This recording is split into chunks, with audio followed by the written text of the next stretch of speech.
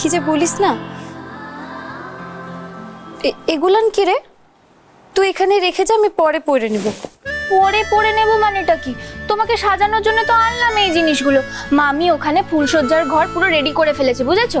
আর তোমাকে সাজিয়ে গুছিয়ে ছোটদা ভাইয়ের কাছে নিয়ে যাওয়া আমার কাজ। চলো এবার বসো বসো চুপটি করে।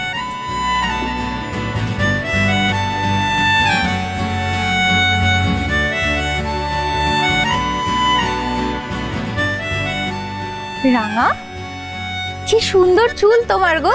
দাঁড়াও, এই হেয়ার ড্রায়ার দিয়ে আমি তোমার এই সুন্দর চুলটা এক্ষুনি শুকিয়ে দিচ্ছি।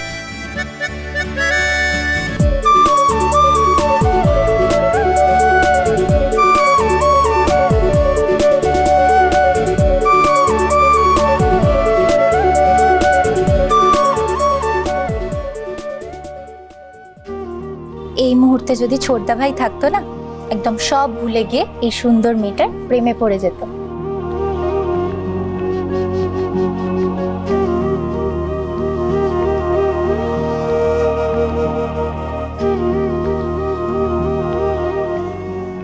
ছি ছি, এইসব আমি কি ভাবছি রে ঠাকুর?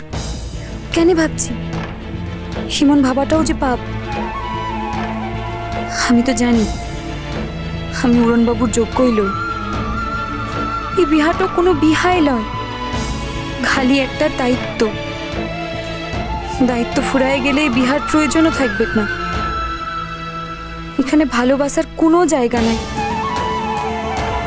উড়নবাবু যদি কাউকে ভালোবাসে সেটা একমাত্র আহিরি দিদিভাইকে।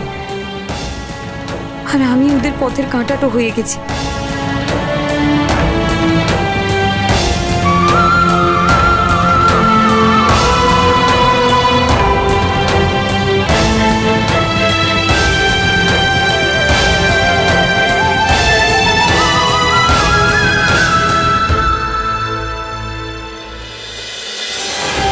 আহিরি,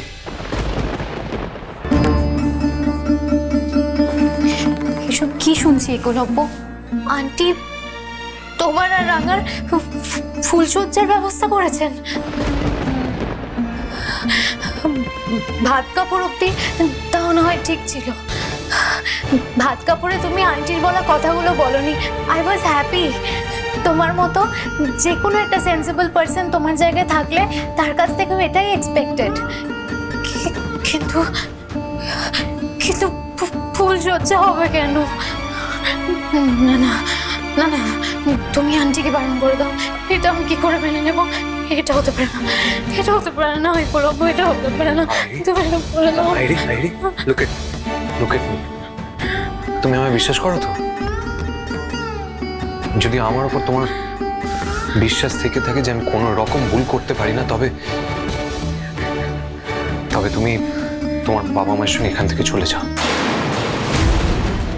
রাঙামতি তীরন্দাজ সোম থেকে রবি প্রতিদিন সন্ধ্যে 7:30টায় স্টার জলসায় ও ডিজনি প্লাস হটস্টারে।